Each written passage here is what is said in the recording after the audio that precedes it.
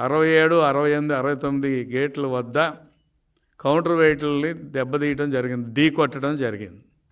ఈ 3 బోట్లు ఎవరివి అనేది పెద్ద చర్చ. దాని మీద తెలుగుదేశం మీదకి ఆపాదించడం అనేది ఆలోచన చేయటం అనేది ఒక దుర్మార్గం. ఈ బోట్లు యజమానులు ఎవరు? ఈ బోట్లకున్న రంగు ఏమిటి?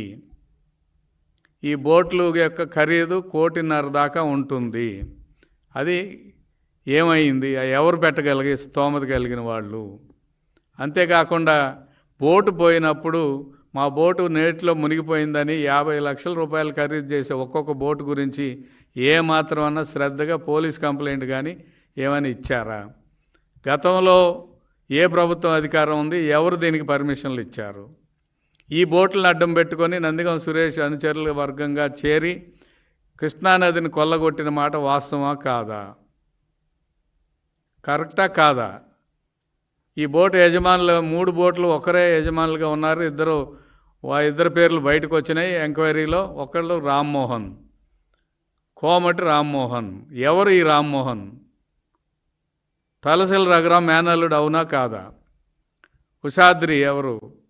వీళ్ళందరూ కూడా నందిగం సురేష్ అనుచరులుగా, వైసీపీ పార్టీ నాయకులుగా కృష్ణానదిలో అక్రమంగా ఇసుక తోడేసిన ఆ బోట్ల పెట్టుకొని తోడేసిన మాట వాస్తవమా కాదా? తెలుగుదేశం మీద మీరు ఆపాదించే ముందు ఆ బోట్లకి వైసీపీ రంగు ఎందుకుంది? బోట్లు గతంలో వరదకి జస్ట్ వచ్చే ముందు వరకు కూడా గుంటూరు జిల్లా వైపు ఉన్నవి ఎన్టీఆర్ జిల్లా వైపుకి ఎందుకు వెళ్ళినాయి? ఎలా వెళ్ళినాయి? ఎవరు తీసుకెళ్ళారు? సరే, వరద వస్తుందని సామాన్యులకు తెలుసు, ప్రజలందరూ కూడా అర్థమైంది. అన్ని బోట్లు ఎక్కడ కూడా నష్టం జరగలేదు. బోట్లన్నీ తేలుతూ ఉంటే మీ బోట్లు మాత్రమే ఎందుకు కొట్టుకెళ్ళినాయి? బోట్లు లంగరేసి జాగ్రత్త చేసుకుంటారు కదా ఎవరైనా సరే.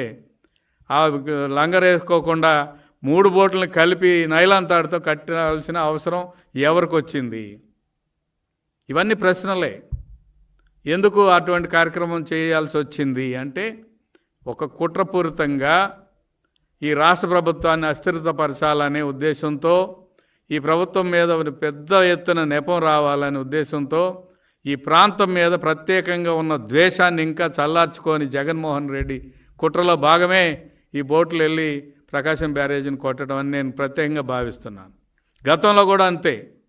ఈ రాజధాని ప్రాంతం ఇక్కడ కాదనే ఉద్దేశంతో పోటీ ఉద్యమం నడిపించిన నందిగం సురేష్, అక్రమ ఇసుక వ్యాపారం, కృష్ణానదిని కొల్లగొట్టిన ఈ బోట్లు మరియు నందిగం సురేష్ యొక్క అనుచరగణం, మట్టి, ఇసుక, కంకర, ఇనుము మొదలైన సామాన్లు ఏవైతే రాజధాని ప్రాంతంలో ఆనాడున్న ప్రభుత్వం పిలిచిన మేరకు టెండర్లు పెట్టుకొని వర్కులు చేస్తున్నారు. వర్క్ చేసిన ప్రతి చోట దొంగతనాలు చేయించి రోడ్లు దోచివేసి రోడ్లు తవ్వేసిన నేరస్తులు ఎవరైతే ఉన్నారో వారికి సపోర్టుగా నువ్వు రావడం జరిగింది జగన్మోహన్ రెడ్డి గారు.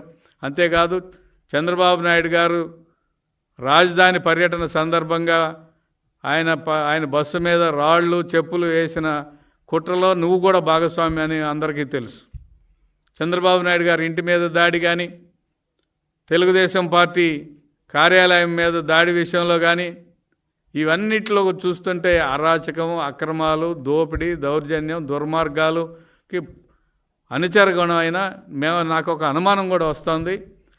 ఈ నందిగం సురేష్ అనే అతను జగన్మోహన్ రెడ్డి గారికి బినామీయా, లేకపోతే అంతకు పని కట్టుకొని ఒక పనికిమాలిన వ్యక్తిని పరామర్శించడానికి లేదా జైల్లో ఉన్న వ్యక్తిని ములాఖత్తు తీసుకొని రావాల్సిన అవసరం ఏంటి?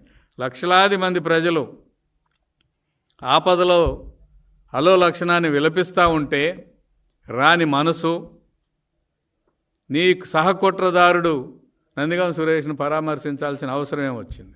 ఈ కుట్ర ఎంత పెద్దదంటే, ఈ రాష్ట్ర ప్రభుత్వం విఫలమైంది. రాష్ట్రపతి పరిపాలన పెట్టాలనే ఒక డిమాండ్ కోసం ఈ ప్రాంతం 1957లో కట్టిన కృష్ణా బ్యారేజీని పడగొట్టాలనే దుర్బుద్ధితో ఇటువంటి ఆలోచన చేయటం జరిగిందని నేను ప్రత్యేకంగా భావిస్తూ ఉన్నాను.